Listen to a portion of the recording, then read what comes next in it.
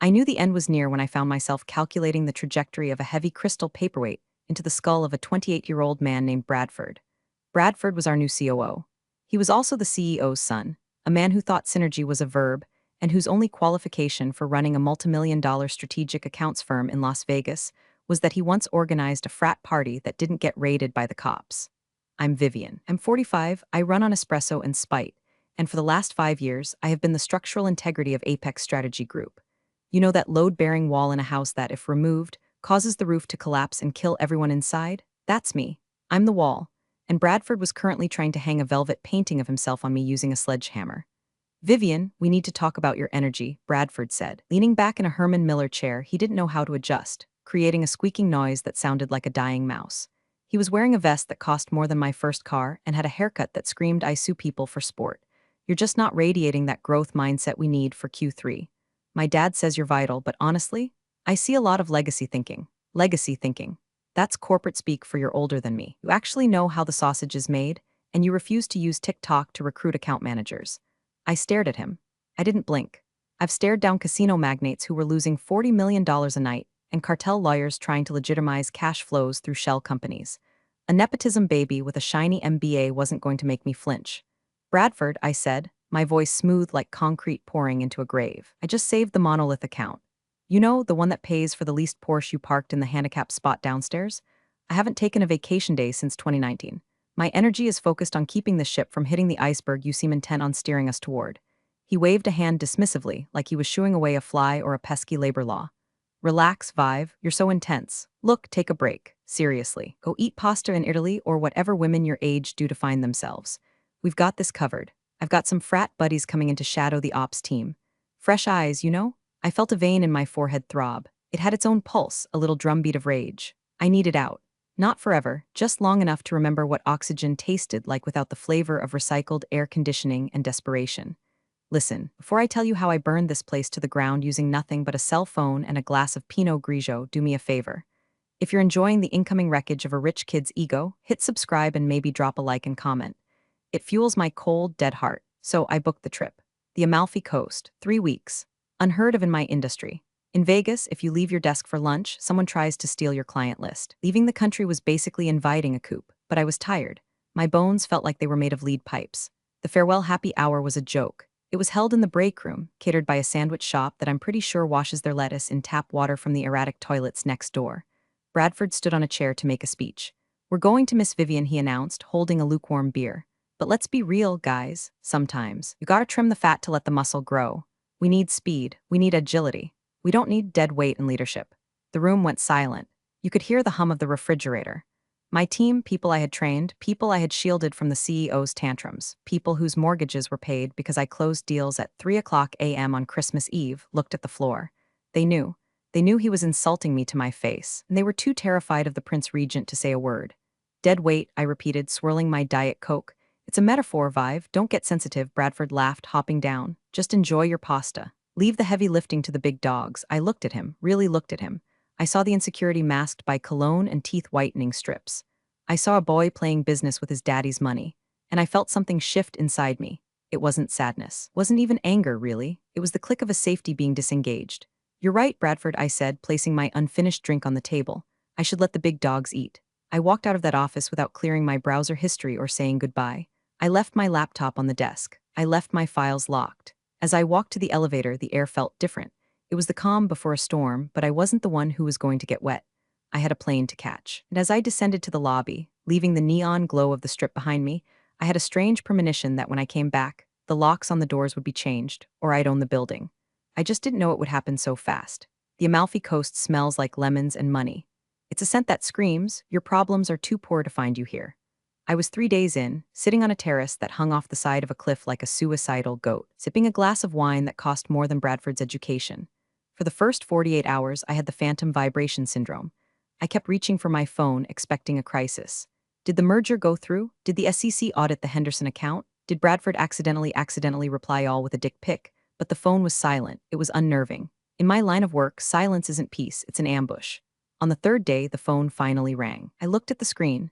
Apex HQ Bradford. I debated letting it go to voicemail. I was watching the sunset bleed purple and orange into the Tyrrhenian Sea. I didn't want to hear his nasal whine, but old habits die harder than cockroaches in a nuclear winter. I picked up. Vivian, Bradford's voice came through, choppy and tinny.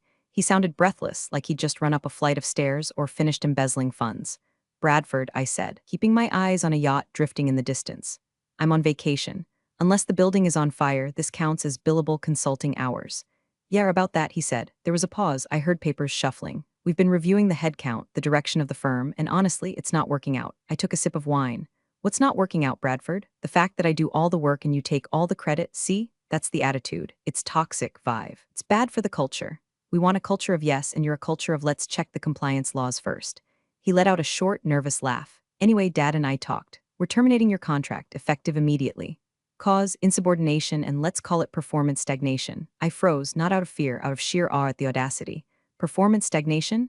I brought in $12 million last quarter, Bradford. You brought in a foosball table. Don't need lazy people, Vivian, he snapped, his voice dropping the fake niceness. We need grinders. You're on a beach. We're here working. That says everything. Don't bother coming back. We'll mail you your personal effects. Anything on the company laptop is ours. Security has been notified. The line went dead. He hung up on me. He fired me over the phone while I was 6,000 miles away calling me. A woman who missed her own mother's hip surgery to close the impossible Venetti deal lazy? I lowered the phone. I looked at the black screen. I should have been crying. I should have been screaming. I should have been throwing the expensive crystal glass against the ancient stone wall, but I felt cold. I felt the kind of cold that burns. It was a clarity so sharp it could cut diamonds. Rough call, the voice came from the table next to mine. I turned, sitting there, looking like he had been sculpted out of olive wood and bespoke tailoring, was Dante Morty. If you work in high-stakes corporate strategy in Nevada, you know Dante. He's the CEO of Obsidian Global, my firm's biggest, fiercest, and most ruthless competitor. Dante was the shark that swam in the deep water while Bradford was playing with rubber ducks in the bathtub. We had been rivals for a decade. We had stolen clients from each other, blocked each other's acquisitions, and engaged in a silent war of attrition that would make the Cold War look like a pillow fight. He was wearing linen.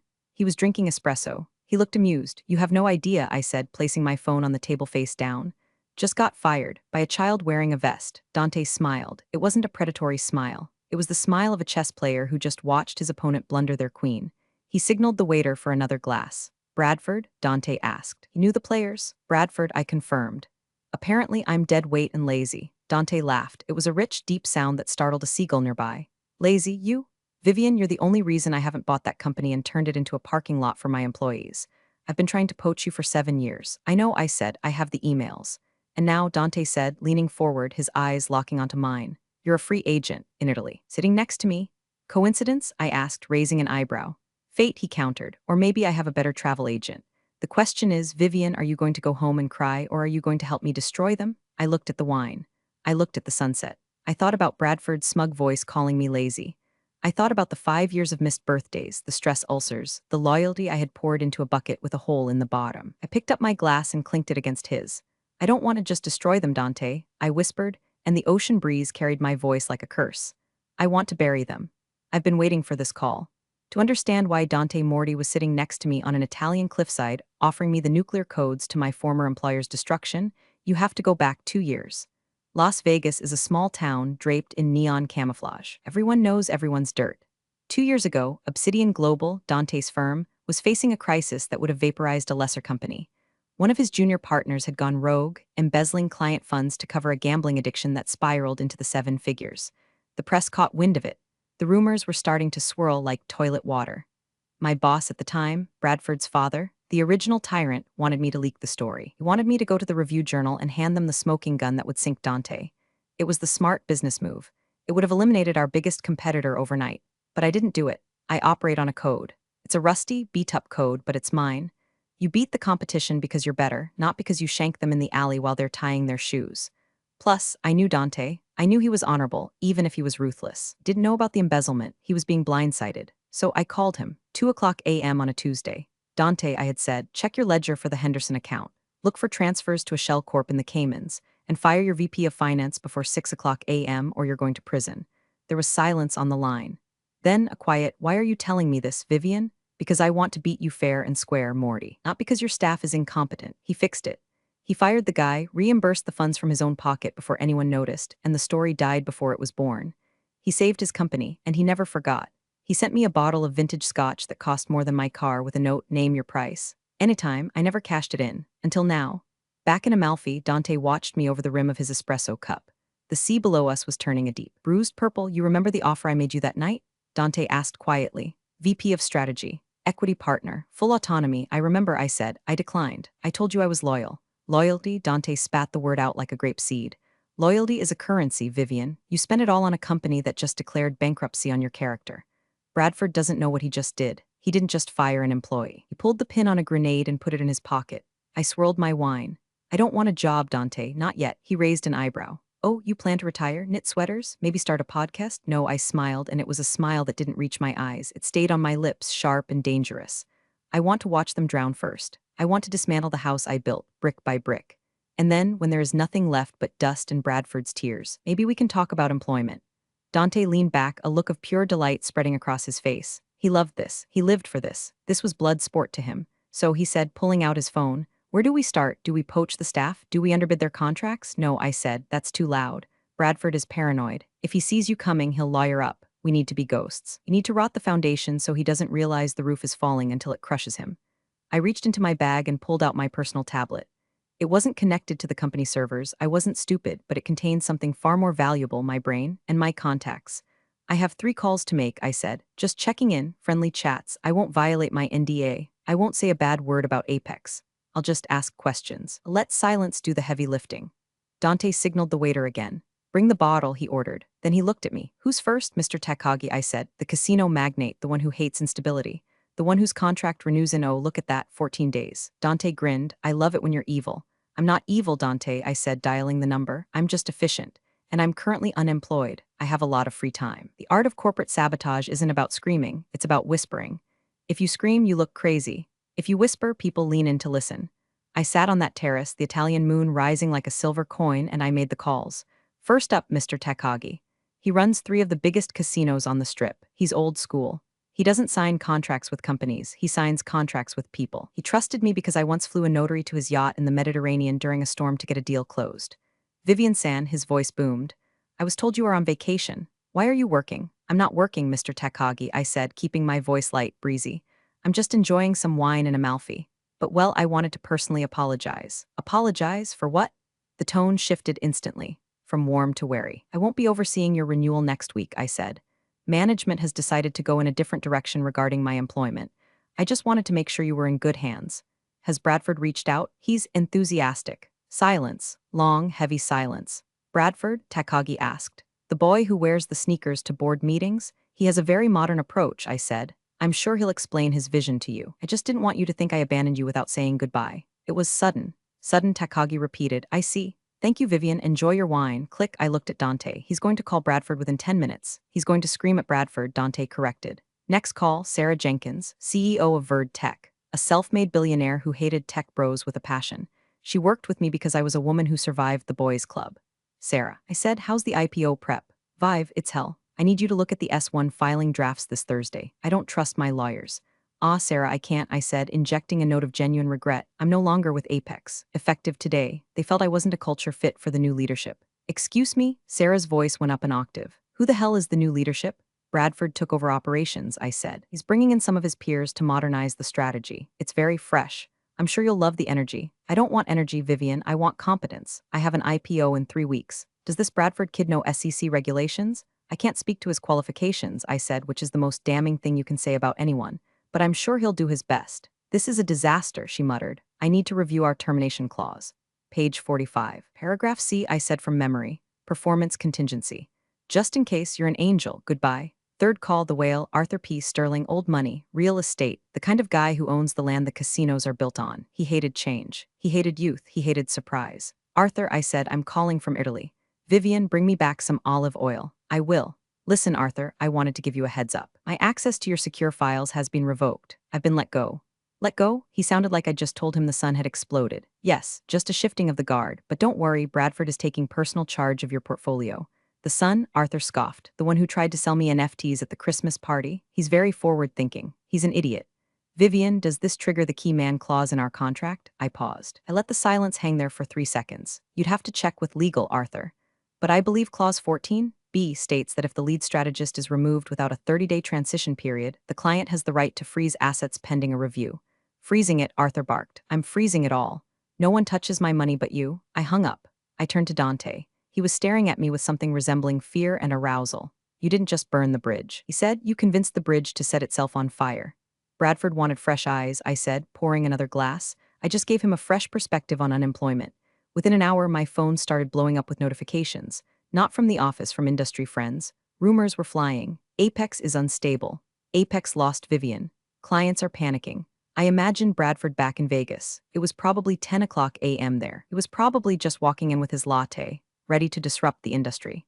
He was about to get disrupted right in the face. The thing about being a lazy employee who actually does everything is that you tend to build systems that only you understand. I didn't do it on purpose to be malicious. I did it because I was the only one who cared enough to organize the chaos.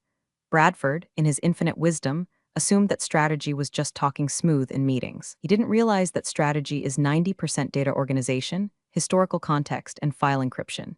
Back in Vegas, the sun was high and the temperature was climbing. And so was the panic. I knew exactly what was happening because I knew exactly what Bradford would try to do first: access the gold master file. It's a spreadsheet I built over 5 years. It contains the personal birthdays of every CEO's child, specific Scotch preferences of every board member, the blackmail-worthy secrets we protect for our clients, and the master timelines for every active deal. It lived on a secure cloud drive, my personal cloud drive, which I paid for. When Bradford fired me, he cut off my company email, standard procedure. But he forgot that the gold master wasn't on the company server. It was shared to the company server from my private account. At 10:15 a.m. Vegas time, I got a notification on my phone. Access request. Bradford Apex has requested access to master strategy, do not delete. I swiped left. Deny. 2 minutes later. Access request. IT admin has requested access. Deny. Then came the emails to my personal account. From Bradford, sent from iPhone, subject: urgent Vivian, we can't open the client files. The password isn't working. Send it over immediately. This is company property. I took a photo of my half-eaten calamari and replied. To Bradford, subject: urgent dear Bradford, per our conversation, I am dead weight. Dead weight cannot type passwords. Also, that file resides on my personal intellectual property. Consulting fee to unlock is $5,000 per hour, minimum 40 hours, payable in advance. Best Vive, I showed Dante the phone. He choked on his water. You're holding the data hostage? No, I corrected. I'm protecting my intellectual property. I built that database on weekends, unpaid. If they wanted it, they should have bought it or not fired me. Back at Apex, the walls were closing in. I could picture it. The Takeover renewal was stuck because nobody knew the specific compliance codes for the gaming license, codes I had memorized. Sarah Jenkins was demanding the S1 draft, which was currently a read-only PDF because I held the edit rights. Arthur Sterling's lawyers had likely already served a cease and desist on any movement of funds. My friend Sheila, the receptionist, never underestimate the receptionist. She knows everything, sent me a text via WhatsApp. Sheila, OMG, it's a war zone. Bradford is screaming at it. He threw a stapler. Takaga's assistant just called and canceled the lunch meeting. Bradford is sweating through his vest. Miss you, Zoe, I texted back. Grab some popcorn, honey. It's only Act 1. But the real kicker wasn't the files. It was the performance clause I had mentioned to Sarah. See, I wrote the contracts for our biggest clients. And because I didn't trust the old CEO, and I definitely didn't trust Bradford, I slipped in a tiny clause in the boilerplate text 3 years ago. Clause 17D, continuity of care. In the event that the senior account strategist, V. Miller, is removed from the account for any reason other than gross misconduct or voluntary resignation, the client reserves the right to terminate the contract immediately without penalty and receive a prorated refund of all retainer fees. Bradford had fired me for performance stagnation, not gross misconduct. And I certainly didn't resign. He had just triggered a refund clause for 60% of the company's revenue. I checked my bank account online. Severance pay hadn't hit yet, that was fine. By the time they realized what was happening, they wouldn't have enough cash in the bank to pay for the office coffee, let alone my severance. Dante, I said, looking up from the phone, how much cash reserves does Obsidian have right now? Enough, he said, eyes narrowing. Why? Because I said, watching a fishing boat bob in the harbor. Apex is going to have a liquidity crisis in about 48 hours. They're going to have to refund 3 major retainers. They won't be able to make payroll. Dante stood up. He walked to the edge of the terrace. He looked out at the sea, calculating. If they miss payroll, Dante said slowly, they breach their covenants with the bank. Exactly, I said, and when the bank calls the loan, the company goes into receivership, Dante finished, or they look for a buyer. He turned back to me. The look on his face was pure predatory joy. Vivian, he said, you're terrifying, marry me. I don't date competitors, I said, but I do accept consulting fees. Shall we draft the buyout offer? Every coup needs a lawyer.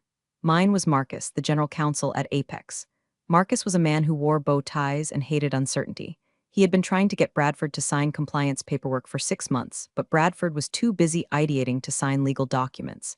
I knew something Bradford didn't. I knew that the board of directors hadn't actually formally ratified Bradford's appointment as COO yet. It was on the agenda for next month. Technically, Bradford was interim COO, and interim COOs do not have the authority to fire senior executives without board approval. I waited until 8 p.m. Italian time, 11 a.m. Vegas, to call Marcus. Vivian, Marcus answered on the first ring. It sounded like he was hiding under a desk. Please tell me this is a nightmare and I'm going to wake up. It's real, Marcus. Bradford fired me while I was eating risotto. He's an idiot, Marcus hissed. He didn't run it by me. I found out when HR sent the ticket. Vivian, Takaga's lawyers just faxed a termination notice. Citing Clause 17D, did you write that clause? I write comprehensive contracts, Marcus. You signed off on them. I didn't think they'd actually fire you. He sighed, a sound of deep existential fatigue. Vivian, we're bleeding out. The refunds? We don't have the liquidity. Bradford spent the reserve cash on the new office renovation. The creative pod with the beanbags, of course he did, I said. Marcus, I have a question. Did the board vote on Bradford's permanent status yet? Silence. Marcus? No, he whispered. The meeting is next week, so I said, my voice dropping to a conspiratorial whisper. He acted outside his authority.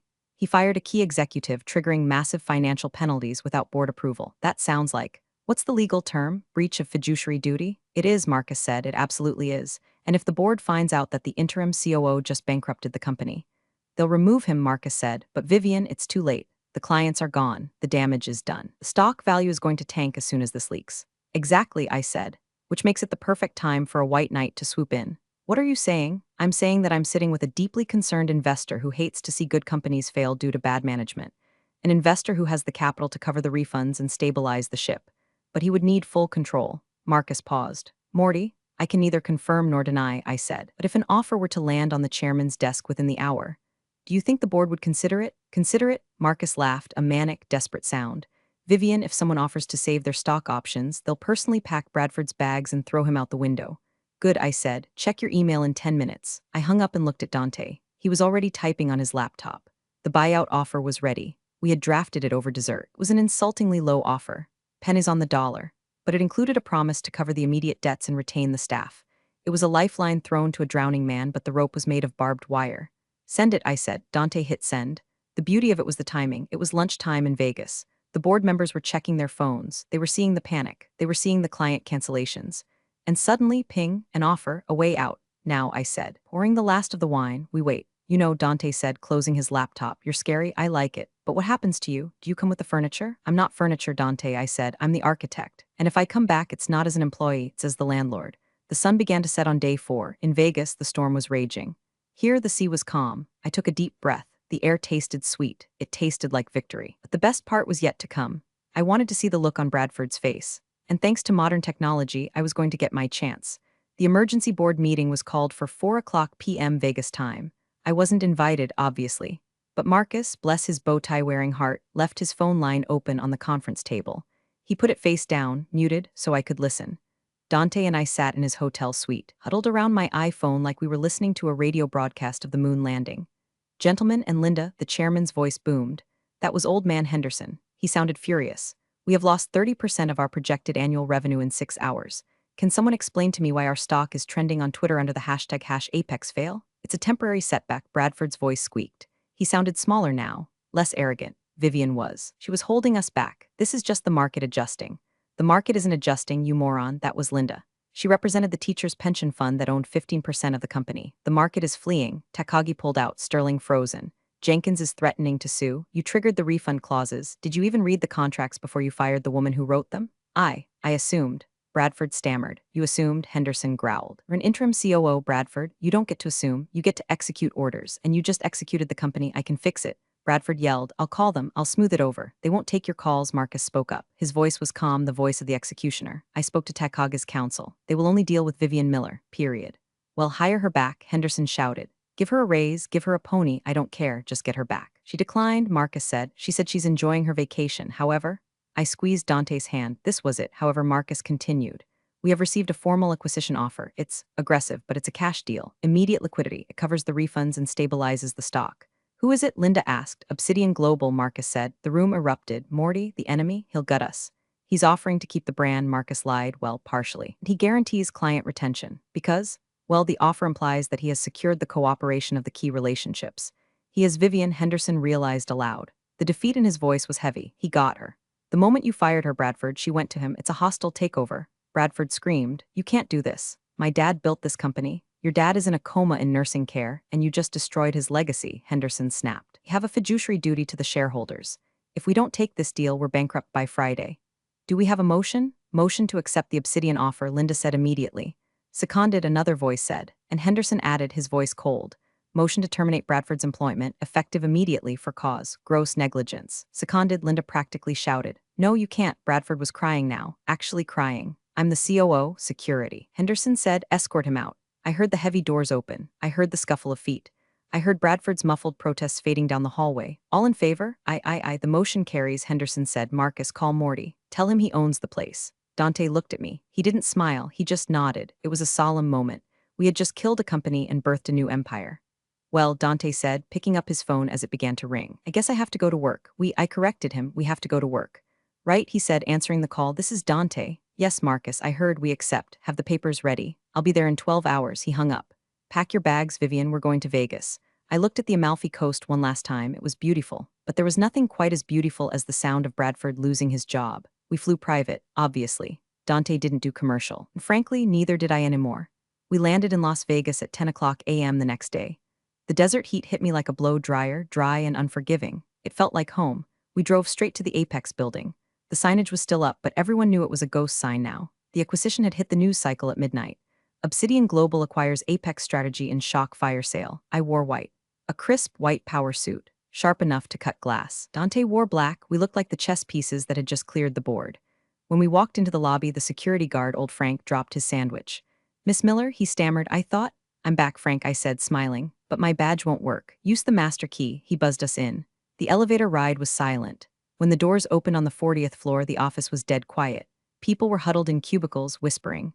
Boxes were packed. Vibe was apocalyptic. Then they saw us. Sheila gasped. She stood up behind the reception desk. "Vivian." "Hi, Sheila," I said. "You can unpack. Nobody is getting fired today, except the people who deserve it." A ripple went through the room, relief, confusion, awe. We walked straight to the executive wing. Bradford's office door was open. It was being cleaned out by 2 interns. His vest was still on the coat rack, a sad relic of a failed regime. We walked into the boardroom. The board was there. Henderson, Linda, the rest of them. They looked tired. They looked like they had aged 10 years in 24 hours. When I walked in next to Dante, the air left the room. "Vivian," Henderson said, standing up. He looked ashamed. "We didn't know. You didn't ask," I said simply. "You let a child drive the bus and you're surprised he drove it off a cliff." "We're fixing it," Linda said. "We accepted the deal." "Dante is?" "Well, he's the owner now." Dante stepped forward. He commanded the room without raising his voice. "Apex is now a subsidiary of Obsidian, but it will operate independently under one condition." He gestured to me. "Vivian isn't coming back as senior strategist," Dante said. "She's coming back as president of the Apex division. She has full autonomy. She answers only to me. And frankly, given how you all handled this, I'd suggest you listen to her." I looked at them. These people who had watched me work for 5 years and then let me be fired over the phone. "First order of business," I said, throwing a folder onto the table. "Takagi is back." I texted him from the plane. "Sterling is unfreezing the assets. Sarah Jenkins is sending over the S1 for review." The board let out a collective sigh of relief. "Second order of business," I continued.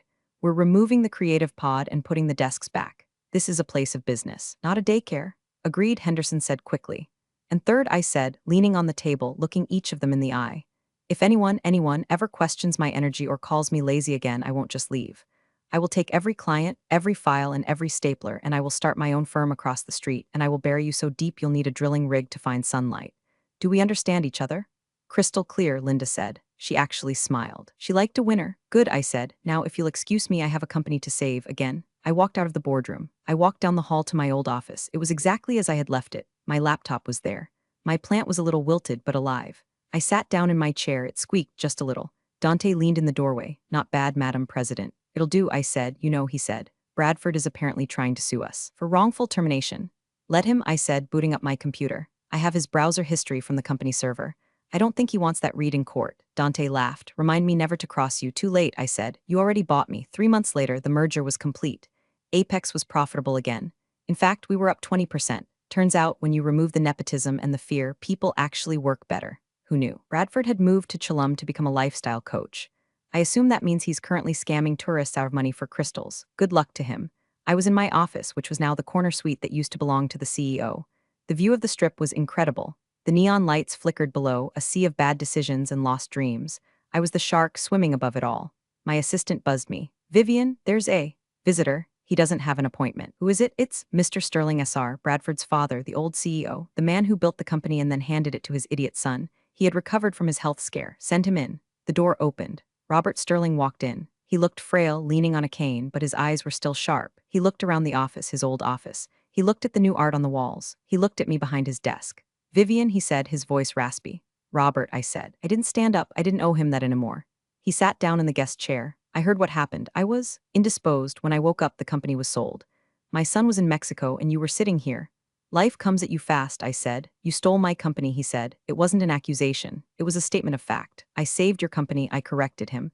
"Your son tried to drive it off a cliff. I just grabbed the wheel. The fact that the car now belongs to Obsidian is collateral damage." He stared at me for a long time. "I should have made you CEO 5 years ago." "Yes," I said, "you should have, but you wanted blood. You wanted the name on the door to match yours. That was your mistake, Robert. You confused DNA with competence." He sighed. He looked defeated. "Is there any way to buy it back?" I laughed. A genuine, hearty laugh. "Buy it back, Robert. Valuation has doubled since the acquisition. You can't afford it. And even if you could, Dante wouldn't sell, and neither would I. So that's it?" he asked. 40 years of my life gone. I stood up then. I walked over to the window. I looked out at the city. "It's not gone, Robert. It's just under new management, better management." I turned back to him. "You fired me for being lazy. You called me dead weight.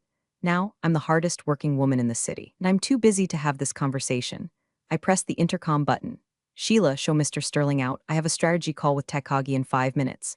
Robert stood up slowly. He nodded once. A tip of the hat from one killer to another. He walked out. When the door clicked shut, I sat back down. I picked up my pen. I looked at the contract in front of me. It was a new deal, a massive deal, the kind of deal that makes careers. I signed it. My phone buzzed. Text from Dante. "Dinner? I found a place that serves wine better than Amalfi." I smiled. "I'm buying," I typed back. I got a raise. I put the phone down. I took a sip of my espresso. It was bitter, dark, and perfect. They thought they could throw me away. They thought I was just a cog in the machine. They forgot that I wasn't the cog. I was the mechanic. And when you mess with the mechanic, you don't get to drive the car anymore. I went back to work, after all. I had an empire to run. Funny how some people will throw you out the moment they feel untouchable, then beg you back once the foundation cracks. Vivian didn't raise her voice. She raised the stakes. Sometimes the best revenge isn't loud. It's legal, leveraged, and delivered with a smile. Thanks for sticking through the story. More twists coming soon.